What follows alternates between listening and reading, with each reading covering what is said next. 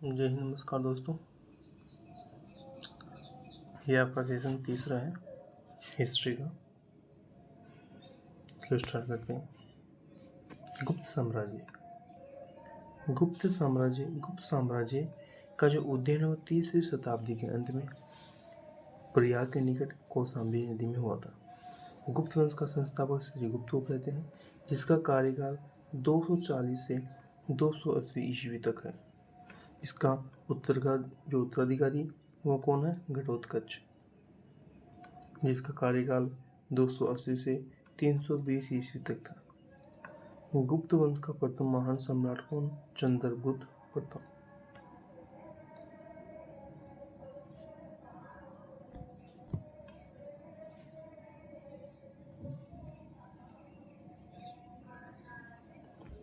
यह 320 ईस्वी में गद्दी पर बैठा।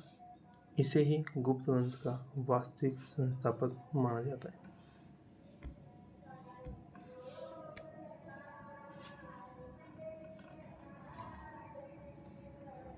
इसने लिच्छवी राजकुमारी कुमार देवी से विवाह किया। चंद्रगुप्त प्रथम ने महाराजाधिराज की उपाधि धारण की और चंद्रगुप्त प्रथम ने गुप्त संवत 319 से 320 चलवाया था।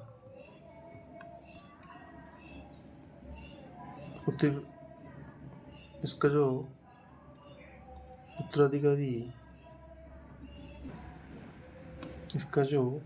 उत्तराधिकारी समुद्रगुप्त हुआ, जो 335 ईस्वी में राजगद्दी पर बैठा। समुद्रगुप्त ने आर्यवर्त के 9 राजा, दक्षिणवर्त के 12 राजाओं को पराजित किया, इसलिए समुद्रगुप्त को भारत का नेपोलियन कहते हैं। समुद्रगुप्त की उपाधि है अश्वमेघकर्ता, कविराज, विक्रम। समुद्रगुप्त के दरबारी कवि हरिसेन था, जिसने इलाहाबाद प्रशस्ति लेख की रचना की। समुद्रगुप्त विष्णु का उपासक था। समुद्रगुप्त संगीत प्रेमी था। इसके सिक्कों पर वीणा बजाते हुए दिखा गया है।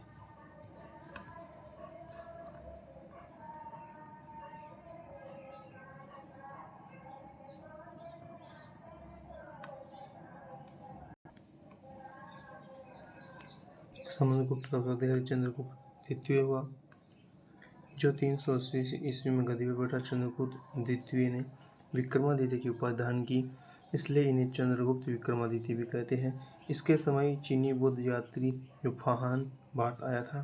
शकों पर विजय के उपलक्ष्य में इसने चांदी के सिक्के चलवाए थे। चंद्रगुप्त द्वितीय के दरबार में आर्यभट्ट, धन्वंतरि, ब्रह्मगुप्त और वराहमिहिर जैसे विद्वान रहते थे। आर्यभट्ट ने सबसे पहले बताया कि पृथ्वी सूर्य के चारों ओर घूमती है। ठीक है।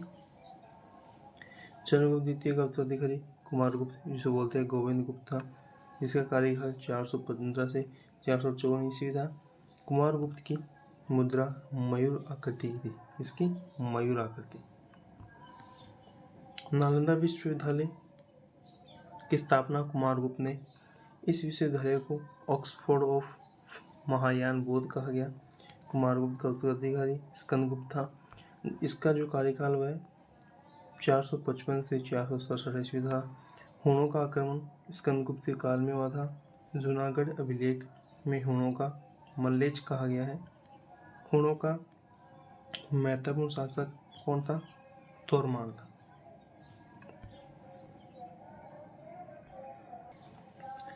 स्कंदगुप्त ने पर्णदत्त को सौराष्ट्र का गवर्नर नियुक्त किया।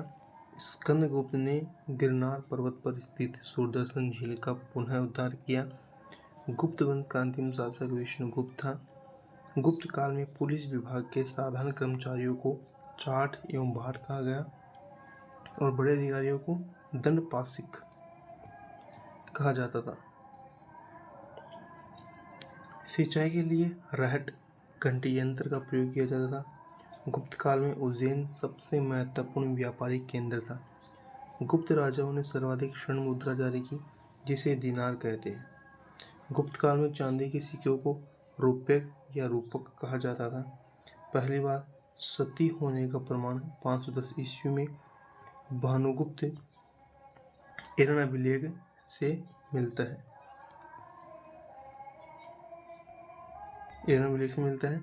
गुप्त साम्राज्य वैष्णव धर्म का अन्वय था। गरुड़ गुप्त का राज्य चिन्ह था। गुप्त काल में वस्त्र उद्योग सबसे महत्वपूर्ण था।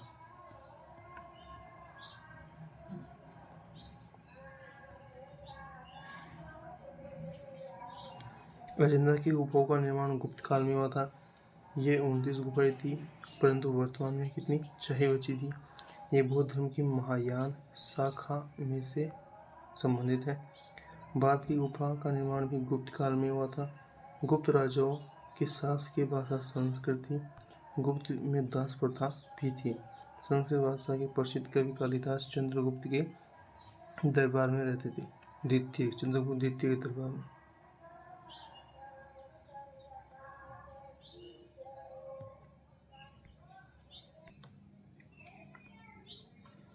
अभी शाकुंतल प्रथम भारत की रचना है, जिसका नाम यूरोपीय भाषा में हुआ। सांस्कृतिक उपलब्धियों के कारण गुप्त काल को भारत के इतिहास का स्वर्ण युग कहते हैं। ठीक है, भारतीय इतिहास का क्या कहते हैं? स्वर्ण युग इसको कहा जाता है।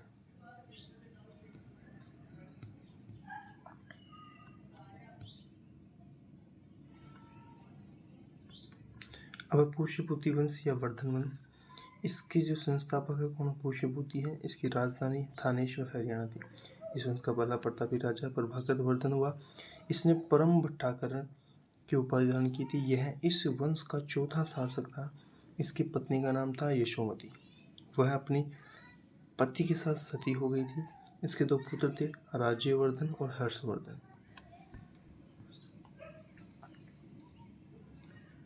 इसकी पुत्री का नाम था राजेश्री। राजेश्री का विवाह कन्नौज के राजा ग्रहवर्मन के साथ हुआ था। मालवा के शासक देवगुप्त ने ग्रहवर्मन की हत्या कर दी और राजेश्री को बंदी बनाकर कारागार में डाल दिया था।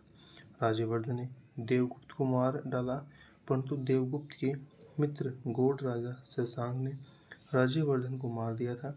राज्यवर्धन का प्रधानमंत्री इसका ममेरा भाई क्या था? बंटी।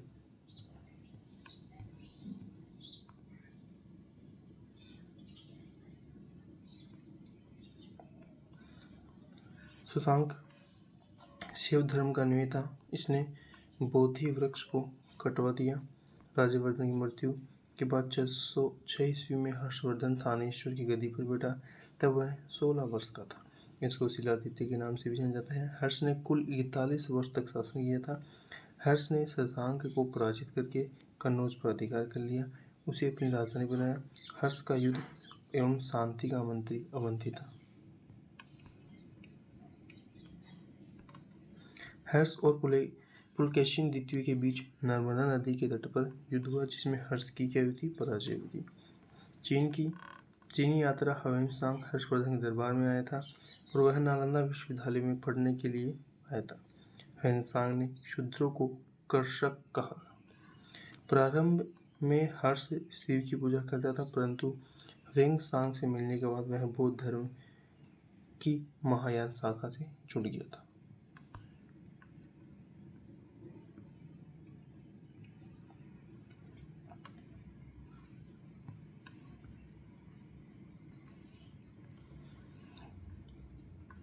बाणभट्ट हर्षवर्धन का कवि था, जिसने हर्ष चरित्र तथा कादंबरी नामक पुस्तक लिखी। हर्षवर्धन द्वारा रचित नाटक प्रियदर्शिका, रत्नावली और नागानंद हर्षवर्धन के समय मथुरा सूती वस्त्र के लिए प्रसिद्ध है। हर्षवर्धन को भारत का अंतिम हिंदू सम्राट कहा जाता है। हर्ष के समय में भूमिकर उत्पादन का 6ठा भाग था। हर्ष चरित्र पुस्तक में प्रांतीय शासन के लिए लोकपाल का प्रयोग हुआ और पुलिस कर्मियों को चाट भाट कहा। ग्राम शासन की सबसे छोटी इकाई थी। हर्ष ने तीनों पुस्तकें संस्कृत भाषा में लिखी थी। अब दक्षिण भारत में प्रमुख राजवंश, पहला है पल्लव वंश। दक्षिण भारत में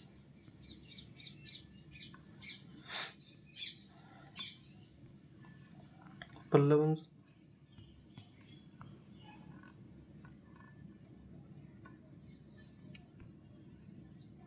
पल्लव वंश का संस्थापक बपदेव था, परंतु पल्लव वंश का वास्तविक संस्थापक सिंह विष्णु 575 से 600 ईस्वी को मानते इसकी राजधानी कांचीपुरम की।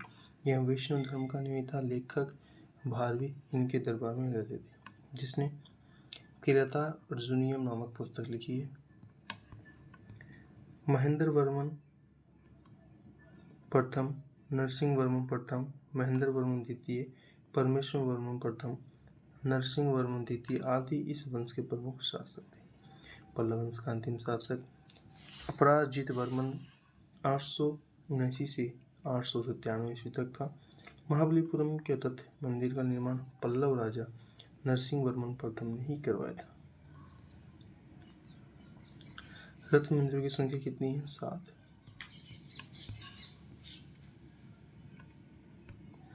नरसिंह वर्मन प्रथम ने वातापिकोड कौन की उपाधि धारण की थी। इस वंश का सबसे शक्तिशाली शासक था।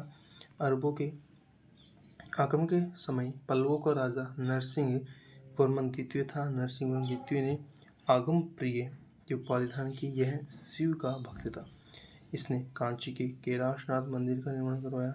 इस मंदिर को राज सिद्धेश्वर मंदिर भी इसको कहते हैं। इस मंदिर का निर्माण द्रविड़ शैली में हुआ था। कौन सी शैली है? द्रविड़ शैली। नरसिंह वर्मन द्वितीय का दरबारी कवि दंडी था, जिसने दशकुमार चरित्र नामक पुस्तक लिखी। कांची के मुक्तेश्वर मंदिर और बैकुंठ पेरुमल मंदिर का निर्माण नंदी वर्मन द्वितीय ने ही करवाया था। चोल शासकों ने पल्लव साम्राज्य को अपने राज्य में मिला दिया।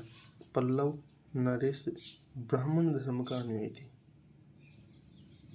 पल्लव नरेश ब्राह्मण धर्म के अनुयायी थे। अब चोल साम्राज्य। चोलों का प्रथम वर्णन अशोक के 13वें शिलालेख में मिलता है। अशोक के 13वें शिलालेख में चोल शासकों का वर्णन मिलता है। इस वंश का संस्थापक विजयालय 850 से 887 ईस्वी था। राजा विजयालय ने नरकेसरी की उपाधि धारण की थी। इसकी राजधानी तंजौर थी। तंजौर का वास्तुकार राज पेरुचंद था। चोलों का प्रथम महान सम्राट आदित्य प्रथम था। आदित्य प्रथम ने पल्लवों को हराने के बाद कोदंड राम की उपाधि धारण की थी। कौन सी? कोदंड नाम की उपाधि धारण की थी।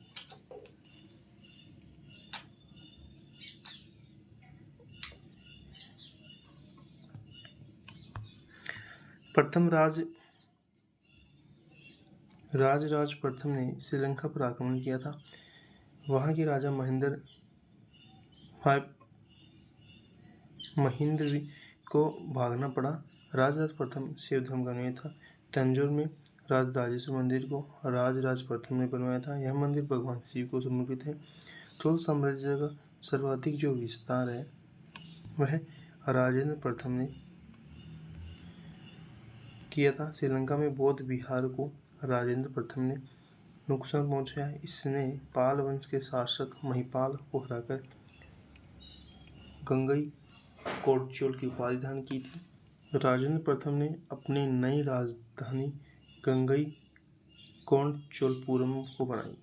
चोल वंश का अंतिम शासक राजेंद्र तृतीय था।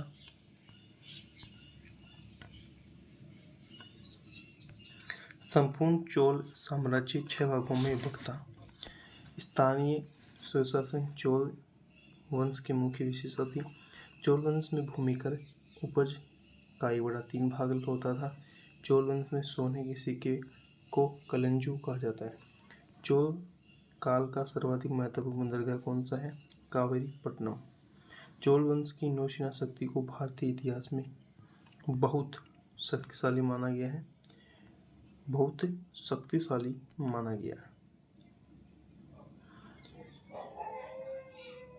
को रंगनाथ मंदिर परांतक प्रथम ने बनवाया था। नटराज प्रतिमा को चोल कला का सांस्कृतिक निचोड़ कहा जाता है। विष्णु के उपासक कौन है? अलवार। और शिव के उपासक नयनार संत कहलाते थे। विष्णु के उपासक अलवार और शिव के उपासक नयनार। अब राष्ट्रकूट वंश, इसका संस्थापक दंती दूर 752 ईस्वी था। इसकी राजधानी मणिकर या मानेखेड़ थी। इसका उत्तराधिकारी कृष्ण प्रथम था। राष्ट्रकूट वंश की में कृष्ण प्रथम, कृष्ण द्वितीय, ध्रुव, इंद्र तृतीय, गोविंद, कृष्ण तृतीय आदि शासक थे। एलोरा के प्रसिद्ध कैलाश मंदिर का निर्माण कृष्ण प्रथम ने करवाया था।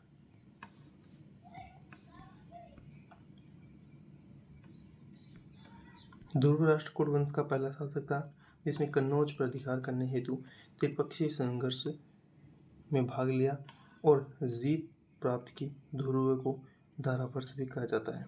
ध्रुव का उत्तराधिकारी गोविंद द्वितीय था। इसके बाद अमोध वर्ष राजगद्दी पर बैठा।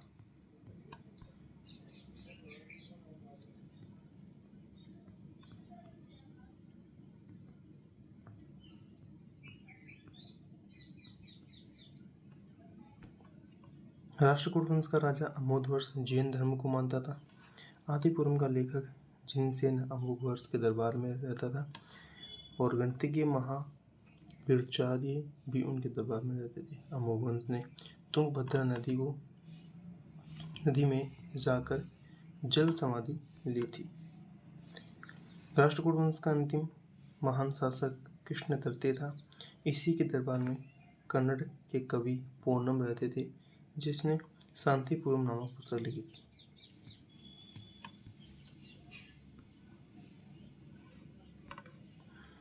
इंद्र तृतीय ने शासनकाल में अरब निवासी अलमसूदीन भारत आया था।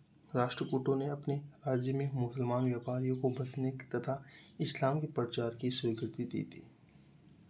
इस वंश का अंतिम राजा कर्क था, जिसको चालुक्य वंश के शासक तेलम द्वितीय ने हराया था। वह पाल वंश की स्थापना 750 ईस्वी में गोपाल ने की थी। इसकी राजधानी क्या थी? मुंगेर। गोपाल बौद्ध धर्म का अन्वयी था। गोपाल ने ओदंतपुरी विश्वविद्यालय की स्थापना की थी। पाल वंश के प्रमुख शासक था धर्मपाल है, देवपाल है, नारायणपाल, महिपाल, नयपाल आदि थे। पाल वंश के शासक बौद्ध धर्म के अन्वयी थे। ठीक है। पाल वंश सबसे महान शासक धर्मपाल था। धर्मपाल ने विक्रमशिला विश्वविद्यालय की स्थापना की। धर्मपाल ने नालंदा विश्वविद्यालय के खर्च हेतु 200 गांव दान में दिए। कन्नौज के लिए त्रिपक्षीय संघर्ष में सबसे पहले पाल वंश की तरफ से धर्मपाल ने भाग लिया था। सोमपुर महाविहार का निर्माण धर्मपाल ने करवाया था। कोदंतपुरी के प्रसिद्ध जो बौद्ध मठ है का निर्माण किसने किया था? देवपाल ने करवाया था। अरब यात्री सुलेमान ने देवपाल को भारत का सबसे शक्तिशाली शासक बताया। सुलेमान ने पाल शासन को धर्म भ्रष्ट कहा। देवपाल ने नालंदा में बौद्ध विहार बनवाने के लिए 5 गांव दान में दिए थे। गौड़ी रीति नामक साहित्य शैली का विकास पाल वंश में हुआ था। महिपाल वंश से जो महिपाल प्रथम ने पाल वंश की खोई हुई शक्ति को पुनर्जीवित किया था। पाल वंश का द्वितीय संस्थापक महिपाल प्रथम को माना जाता है। पाल वंश ने के पतन के बाद सेन वंश वहाँ सत्ता में आया था। बंगाल का प्राचीन नाम गौड़ था। सेन वंश की स्थापना सामंत सेन ने की थी। इसकी राजधानी नदिया लखनौती थी।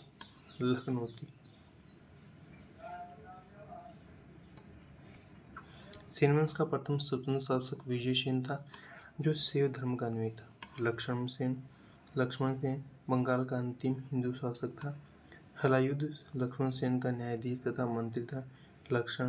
लक्ष्मण सेन के दरबार में जयदेव रहता था, जिसने गीत गोविंद नामक पुस्तक लिखी।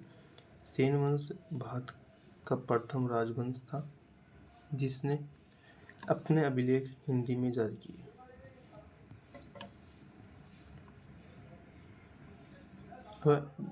गुर्जर प्रतिहार वंश ग्वालियर अभिलेख में प्रतिहारों ने स्वयं को मर्यादा पुरुषोत्तम राम के अनुज लक्ष्मण का वंश बताया।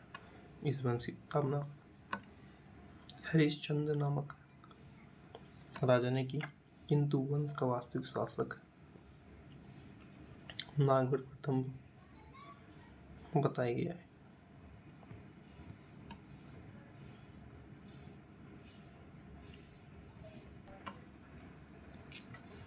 मिहिर भोज प्रथम 836 से 885 ईस्वी तक वंश के प्रतापी शासक थे। मिहिर भोज ने राष्ट्रकूट शासक कृष्ण द्वितीय को हराकर मालवा प्राप्त किया। मिहिर भोज वैष्णव धर्म का अन्वयी था। मिहिर भोज ने अपनी राजधानी कन्नौज को बनाया। इनके काल में अरब यात्री सुलेमान भाग आया। मिहिर भोज के बाद उनके पुत्र महेंद्रपाल प्रथम 885 से 910 ईस्वी में शासन किया था। लेखों में इसे परम बठारक महाराजाधिराज परमेश्वर कहा गया। ह्वेनसांग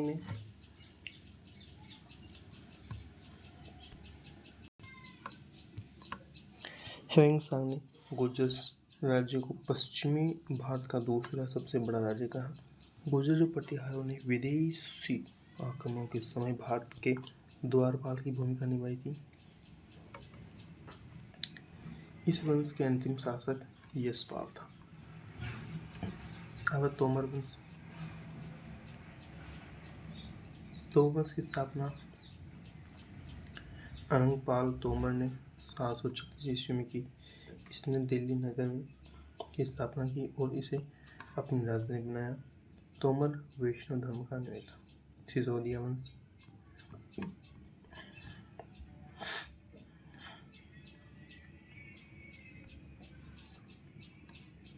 सिसोदिया वंश।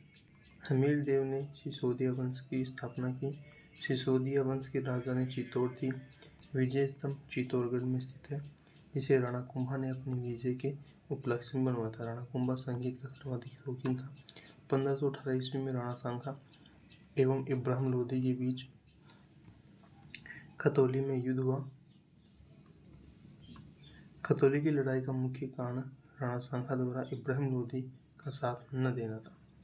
1527 ईस्वी में राणा सांगा एवं बाबर के बीच खानवा का युद्ध हुआ था। सिसोदिया वंश का सबसे प्रतापी शासक महाराणा प्रताप हुआ। 1533 ईस्वी में हल्दीघाटी का युद्ध अकबर और महाराणा प्रताप के बीच हुआ। इस युद्ध में अकबर की विजय हुई थी। महाराणा प्रताप का पराक्रमी सेनापति झाला सरदार था। महाराणा प्रताप के घोड़े का नाम था चेतक। अब चंदेल वंश।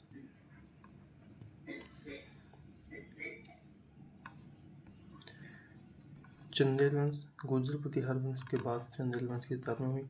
इस वंश की राजधानी नुक ने 810 ईस्वी में की थी। इसकी राजधानी खजुराहो थी। प्रारंभिक राजधानी कालिंजर महोबा थी। इस वंश का प्रथम प्रतापी राजा यशोवर्मन था। इसने कन्नौज पर आक्रमण किया और प्रतिहार राजा देवपाल को हराया था। यशोवर्मन ने खजुराहो के प्रसिद्ध चतुर्भुज विष्णु मंदिर का निर्माण कराया था। कंदरिया महादेव मंदिर का निर्माण राजा विद्याधर ने 999 ईस्वी में कराया। तकदेव ने प्रयाग संगम में जल समाधि ले ली थी। विद्याधर एक मात्र ऐसा राजा हुआ जिसने महमूद गजनी का विरोध किया।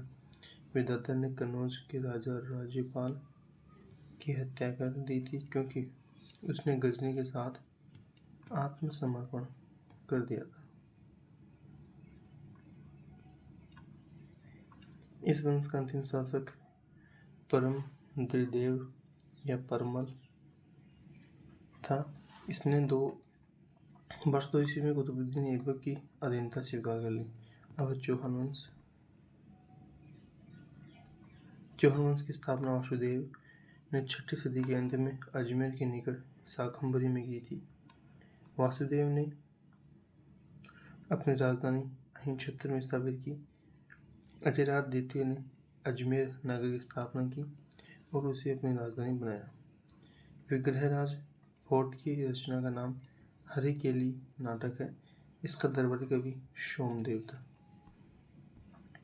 इस वंश का सबसे शक्तिशाली राजा विग्रहराज फोर्ट हुआ। इसने तोमर राजाओं को हराकर दिल्ली पर अधिकार कर लिया था। अलाउद्दीन का झोपड़ा, जो कि अजमेर में स्थित एक मस्जिद है, शुरू से विग्रहराज फोर्ट द्वारा बनाया गया एक संस्कृत विद्यालय था। इस वंश का अंतिम राजा पृथ्वीराज तृतीय था। चंद्रबरदाई इसका दरबारी कवि था। इसने पृथ्वीराज रासो लिखी थी। चंद्रबरदाई को प्रथम हिंदी कवि कहा जाता है। तराइन का प्रथम युद्ध 1191 ईस्वी में पृथ्वीराज चौहान तथा मोहम्मद घोरी के बीच हुआ था। इस युद्ध में पृथ्वीराज चौहान की जीत हुई थी। तराइन का दूसरा युद्ध 1192 ईस्वी में पृथ्वीराज चौहान और मोहम्मद घोरी के बीच हुआ। इसमें पृथ्वीराज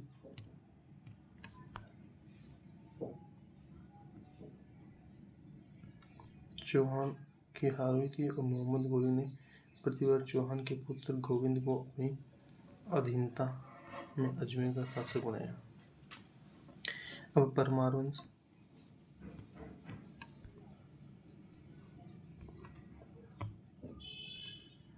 परमार वंश का संस्थापक उपेंद्र राज कृष्ण था। इसकी राजधानी धारानगरी। पहले परमारों की राजधानी उज्जैन थी। इस वंश का महान शासक राजा भोज था। भोज को कविराज उपनाम से जाना जाता था। इसने भोजपुर झील तथा भोजपुर नगर की स्थापना की। राजा भोज ने अपनी राजधानी में सरस्वती मंदिर बनवाया। राजा भोज ने त्रिभुवन नारायण मंदिर का निर्माण चित्तौड़ में करवाया था। भारत का मध्यकालीन इतिहास।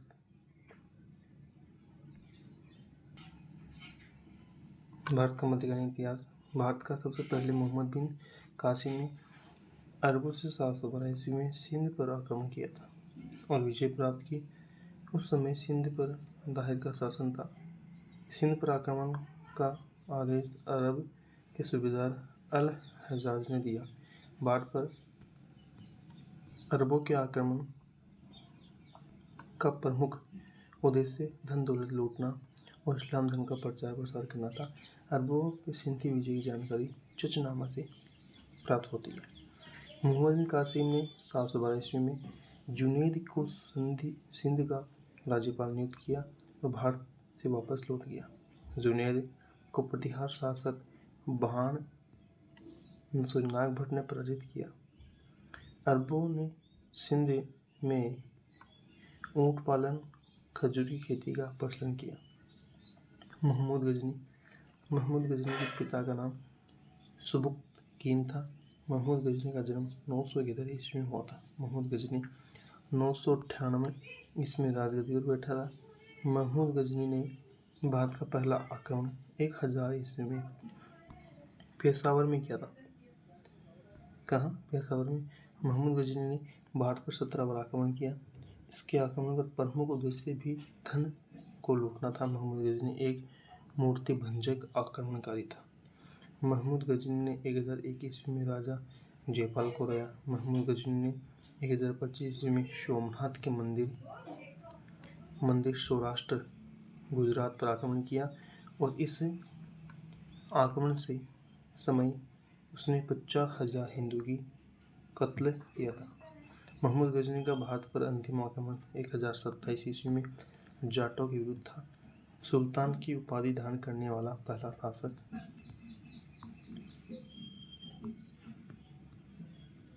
मोहम्मद गजनी था। मोहम्मद गजनी ने गजनी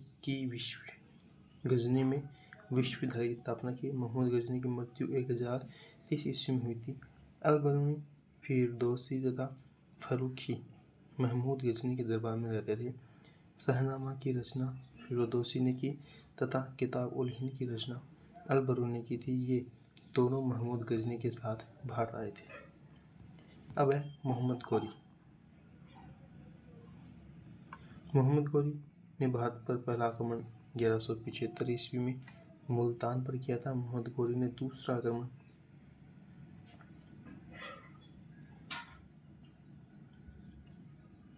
1168 ईस्वी में पाटन गुजरात पर किया था। पाटन के शासक भीम द्वितीय ने मोहम्मद गोरी को बुरी तरह रहता। चंदावर का युद्ध मोहम्मद गोरी और जयचंद के बीच हुआ था। 1194 ईस्वी में हुआ। इसमें गोरी की जीत हुई। मोहम्मद गोरी की जीत हुई। मोहम्मद गोरी ने 1193 ईस्वी में दिल्ली को अपनी राजधानी बनाया। मोहम्मद गोरी की हत्या 1206 ईस्वी में हो गई। अब दिल्ली सल्तनत। दिल्ली सल्तनत गुलाम वंश 1206 से 1290 ईस्वी तक। गुलाम वंश की स्थापना 1206 ईस्वी में कुतुबुद्दीन ऐबक ने की थी। वह मोहम्मद गोरी का गुलाम था। मोहम्मद गोरी के समय वह दिल्ली का गवर्नर था। कुतुबुद्दीन ऐबक ने अपनी राजधानी लाहौर बनाई। कुतुबुद्दीन को लाख बख्श भी कहा जाता है, जिसका अर्थ है लाखों का दान देने वाला।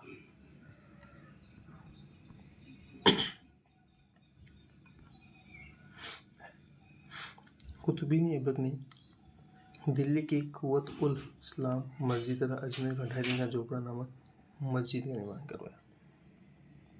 दिल्ली की कुतुब मीनार का निर्माण कुतुबुद्दीन ऐबक ने करवाया। उसने अपनी पुत्री की शादी इल्तुतमिश से की। कुतुबुद्दीन ऐबक का अर्थ है चंद्रमुखी होता।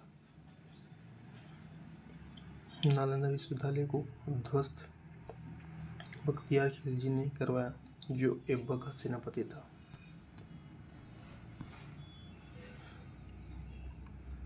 कुतुबुद्दीन ऐबक की मृत्यु 1210 ईस्वी में चौगान पोलो खेलते हुए घोड़े से गिरकर हो गई।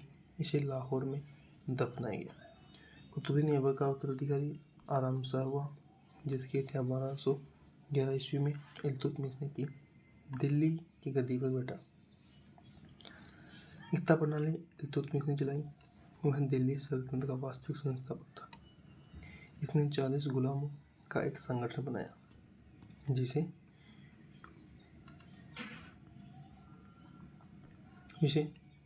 तुर्कान ए चहलगानी के नाम से जाना जाता है। इल्तुतमिश तुर्क था। इल्तुतमिश ने सबसे पहले शुद्ध अरबी सिक्के जारी किए।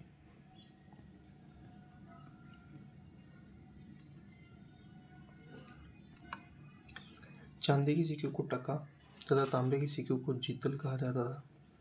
इल्तुतमिश तुर्क था। वह कुतुबुद्दीन ऐबक का गुलाम था तथा दामाद था। कुतुबुद्दीन ऐबक की मृत्यु के समय यह बदायूं का गवर्नर था। यह अपनी राजधानी लाहौर से बदलकर दिल्ली लाया। इल्तुतमिश पहला शासक था जिसने 1229 ईस्वी में बगदाद के खलीफा से सुल्तान पद की स्वीकृति ली।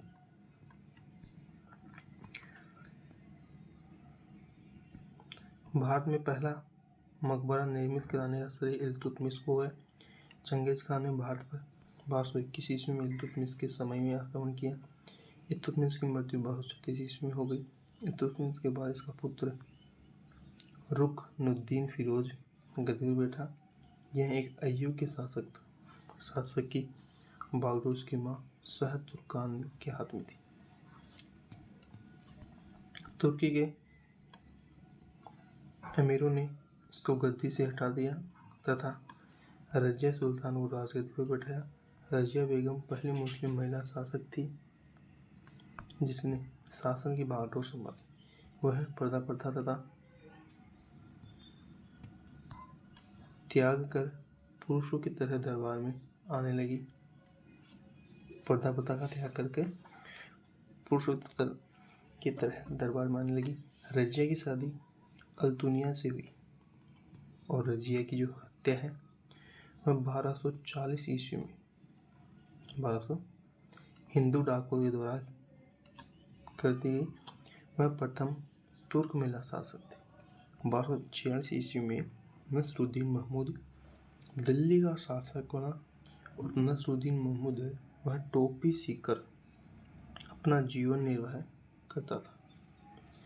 बलबन में अपनी पुत्री का विवाह नसरुद्दीन महमूद के साथ किया। 1265 ईस्वी में नसरुद्दीन महमूद की मृत्यु के बाद बलबन उसका उत्तराधिकारी बना। बलबन का वास्तविक नाम है बाहुद्दीन था। यह इल्तुतमिश का गुलाम था।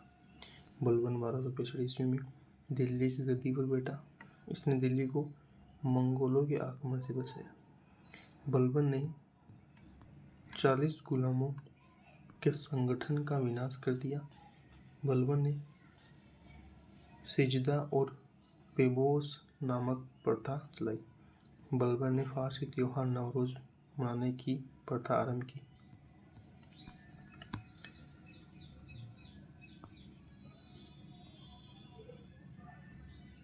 नसरुद्दीन महमूद ने बलबन को उलंग खां की उपाधि दी थी। बलबन के दरबार में फारसी के प्रसिद्ध कवि अमीर खुसरो तथा अमीर हसन रहते थे। बलबन ने अपने शत्रुओं के विरुद्ध लोह एवं रक्त की नीति अपनाई। बलबन की न्याय व्यवस्था निष्पक्ष थी। बलबन के बाद उसका जो पुत्र के खुसराव शासक बना। इसकी मृत्यु लकवा से हो गई थी।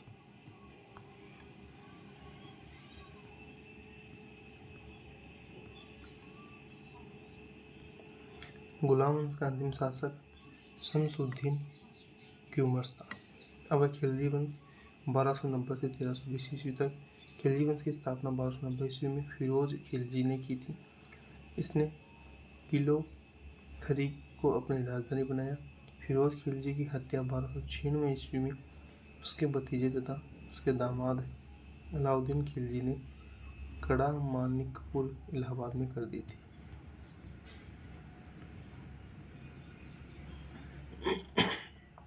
अलाउद्दीन के बचपन का नाम अली तथा गुरशाद था। अलाउद्दीन खिलजी ने स्थायी सेना रखी और सैनिकों को नगद वेतन देने की व्यवस्था की। इसने इकता प्रथा को समाप्त कर दिया। सिक्कों पर तारीख लिखने की प्रथा अलाउद्दीन खिलजी ने शुरू की थी। अलाउद्दीन खिलजी ने बेईमानी को रोकने के लिए मूल्य निर्णय प्रणाली, बाजार निर्णय प्रणाली की व्यवस्था की। अलाउद्दीन खिलजी ने अलाई दरवाजा सीरी का किला बनवाया। अलाउद्दीन खिलजी के सेनापति का नाम मलिक काफूर था। मलिक काफूर को 1000 दीनारी भी कहा जाता था। मलिक काफूर ने उसकी दक्षिण की विजयों का सफलतापूर्वक नेतृत्व किया। घोड़ों को दागने तथा सैनिकों का होलिया लिखने की प्रथा का आरंभ अलाउद्दीन खिलजी ने किया था। अलाउद्दीन खिलजी के समय मेवात का शासक राणा रतन सिंह था। अलाउद्दीन खिलजी ने सिकंदर शाही की उपाधि धारण की थी। अलाउद्दीन खिलजी के शासनकाल में मंगोलों ने 6 बार आक्रमण किया। अलाउद्दीन खिलजी की मृत्यु 1316 ईस्वी में हो गई थी। इसके बाद मुबारक खिलजी राजा बना। मुबारक खिलजी कभी कभी दरबार में स्त्रियों के वस्त्र पहनकर आता था। मुबारक खिलजी की हत्या उसके वजीर खुसरो शाह ने 1330 ईस्वी में कर दी थी और दिल्ली के सिंहासन पर बैठा खुसरो शाह की हत्या गाजी मलिक गयासुद्दीन तुगलक ने कर दी। अब तुगलक वंश 1320 से लेकर 1398 ईस्वी। 1320 ईस्वी में गयासुद्दीन तुगलक खुसरो शाह को पराजित करके दिल्ली के सिंहासन पर बैठा। इसने 29 बार मंगोलों के आक्रमण को विफल किया था। इसने सिंचाई के लिए कुएं, नहर का निर्माण करवाया। नहरों का निर्माण कराने का वाला यह प्रथम शासक था। कौन था आपका? गयासुद्दीन तुगलक।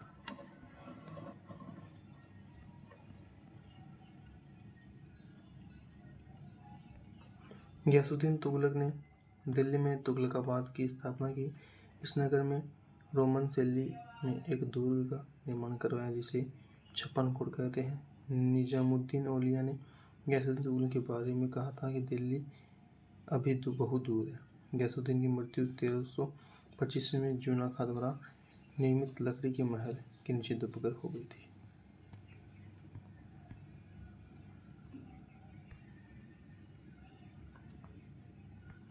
इसके बाद जुना खां मोहम्मद बिन तुगलक के नाम से दिल्ली की गद्दी पर बैठा।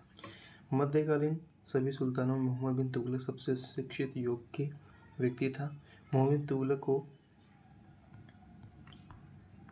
पागल बादशाह भी कहते हैं। उसका साम्राज्य 23 प्रांतों में बटा हुआ था। इसने कृषि के विकास के लिए अमीर ए कोही नामक विभाग की स्थापना की। अमीर ए कोही। इसने अपनी राजधानी दिल्ली से देवगिरी को बनाया और उसका नाम दौलताबाद रखा। वह फिर से 1335 ईस्वी में अपनी राजधानी दिल्ली ले गया। मोहम्मद तुगलक ने सांकेतिक मुद्रा का प्रचलन किया था। वह प्रथम सुल्तान था जो हिंदुओं के त्योहारों में भाग लेता था। मोरक्को यात्री इब्न बतूता मोहम्मद बिन तुगलक के दरबार में 1333 ईस्वी में इब्न बतूता ने रहला नामक पुस्तक लिखी।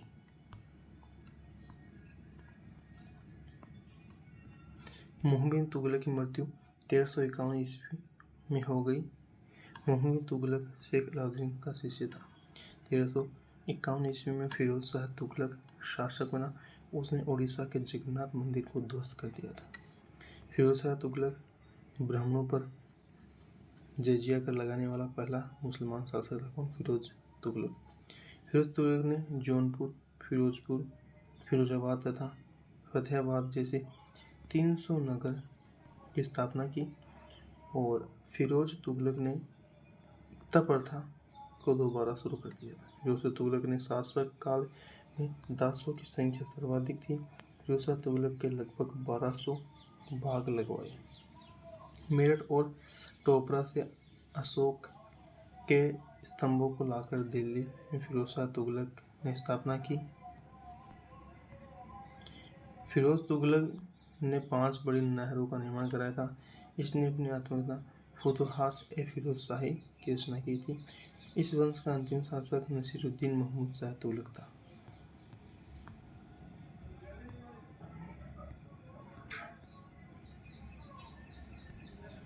तैमूर लंग ने नसीरुद्दीन महमूद शाह तुगलक के समय में 1398 ईस्वी में दिल्ली पर आक्रमण किया।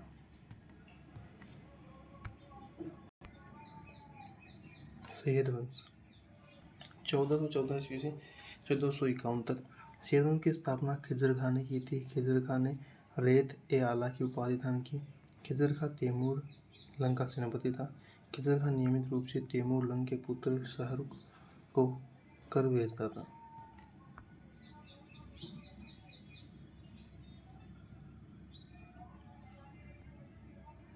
सैयद वंश के अंतिम सुल्तान अलाउद्दीन आलमशाह था। यमुना के किनारे मुबारकबाद की स्थापना खिजर खां के पुत्र मुबारक शाह ने की थी।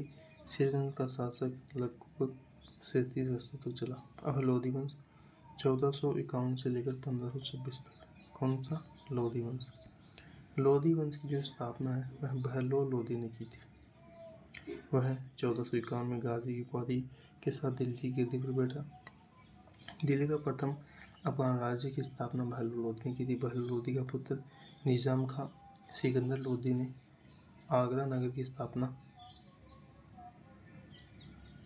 1504 ईस्वी में की थी।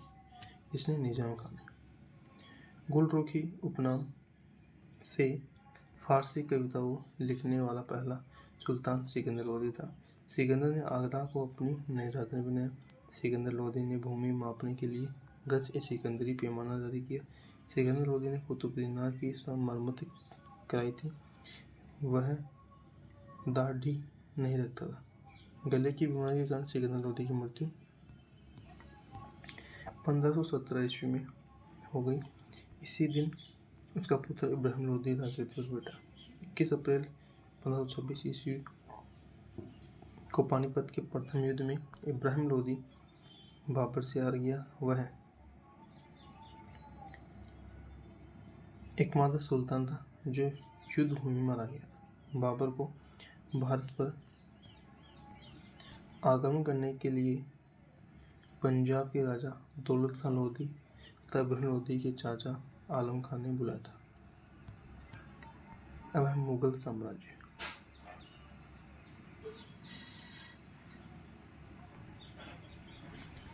मुगल साम्राज्य पहला बाबर 1526 से 1530। पानीपत का प्रथम युद्ध 21 अप्रैल 1526 को बाबर तथा इब्राहिम लोदी के बीच हुआ था। इसमें बाबर की जीत हुई थी।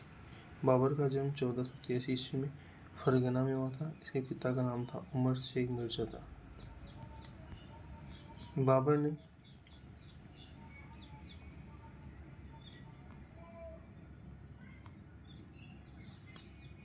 भारत पर 5 बार आक्रमण किया। बाबर का भारत में प्रथम अभियान 1519 ईस्वी में यूसुफजई जाति के खिलाफ था। बाबर ने युद्ध में तुलुकमा युद्ध नीति तथा तोपखाने का प्रयोग किया था। उस्ताद अली तथा मुस्तफ़ा बाबर के दो निशानेबाज थे।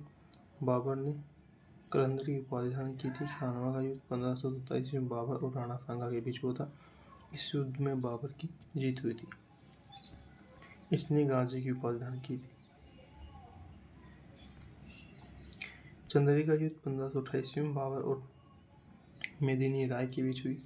इसमें बाबर की जीत हुई थी। घाघर का युद्ध 1529 में बाबर और नुसरत शाह के बीच, जिसमें भी बाबर की जीत हुई थी। बाबर ने अपनी आत्मकथा तुजुक-ए-बाबरी को तुर्की भाषा में लिखा, जिसका अनुवाद फारसी भाषा में अब्दुल रहीम खान खाना ने बाबरनामा के नाम के रूप में किया था। बाबर को मुंबईयान नामक पदशैली का भी जन्मदाता माना जाता है। बाबर की मृत्यु 1530 ईस्वी में आगरा में हुई। बाबर का उत्तराधिकारी हुमायूं था। बाबर का मकबरा काबुल, अफगानिस्तान में है। बाबर का शासनकाल 1526 से 1530 था। अब हुमायूं 1530 से 1556।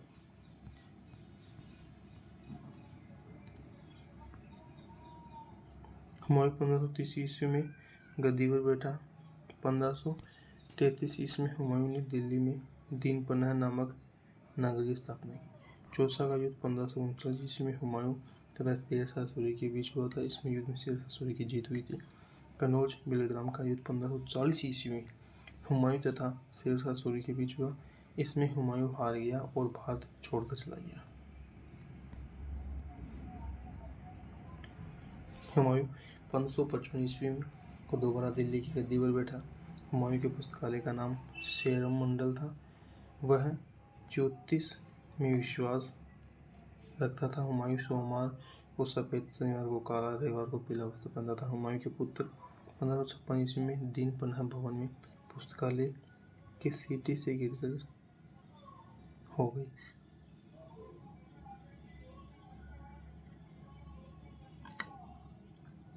मृत्यु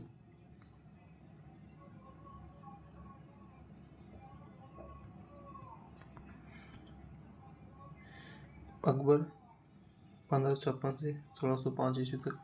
अकबर का जन्म 1582 ईस्वी में अमरकोट में राणा वृषाल के महल में हुआ था। अकबर का संरक्षण बैरम खां था। अकबर का राज्याभिषेक 14 वर्ष की आयु में 1556 ईस्वी में कालानौर में हुआ था।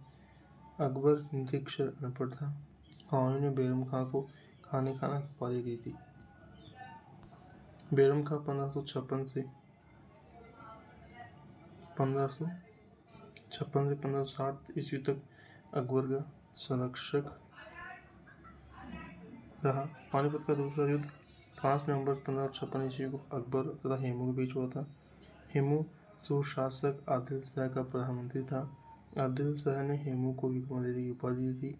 हेमू को 24 युद्धों में से 22 युद्ध जीतने का श्रेय प्राप्त है। अकबर ने गुजरात विजय की स्मृति में अपनी राजधानी फतेहपुर सीकरी में बुलंद दरवाजा बनवाया। गुजरात विजय को स्मिथ ने विश्व का सबसे तेज आक्रमण कहा।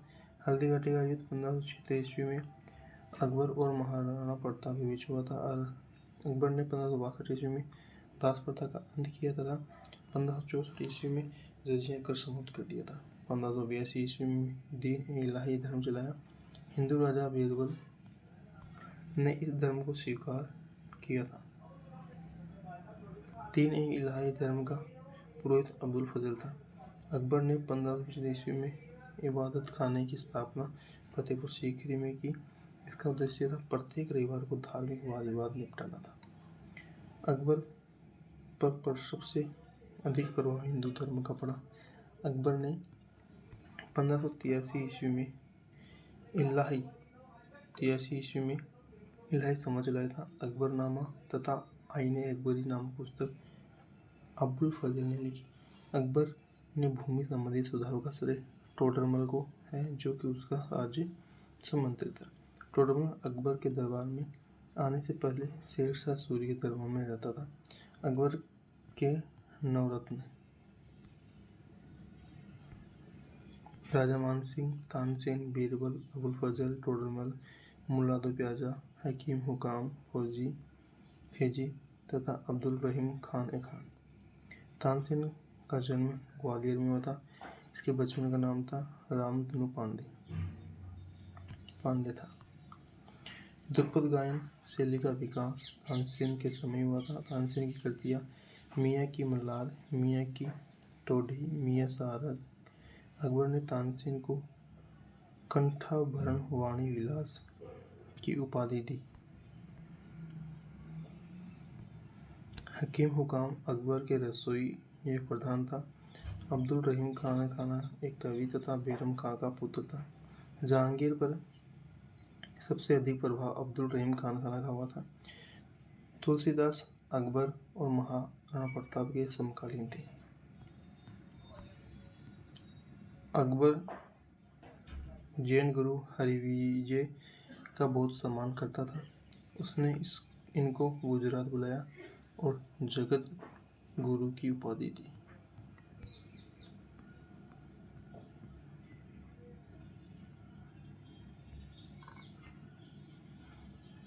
भित्ति चित्रकारी पहली बार अकबर के समय में शुरू हुई।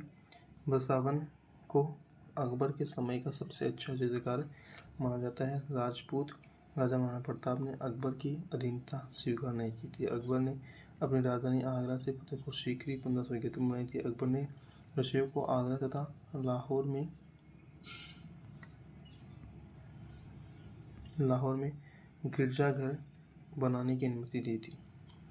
अकबर ने बीरबल को कविराज तथा राजा की उपाधि दी। बीरबल की मृत्यु यूसुफ फजाइयों का विद्रोह दबाते हुए हो गई थी। बीरबल का वास्तविक नाम था महेश दास था। अकबर की मृत्यु अतिसार के कारण 1605 ईस्वी में हुई। अकबर का मकबरा सिकंदरा आगरा में है। यदि सेशन अच्छा लगा तो प्लीज़ लाइक करें, कमेंट करें और चैनल को सब्सक्राइब करें। जय हिंद, धन्यवाद।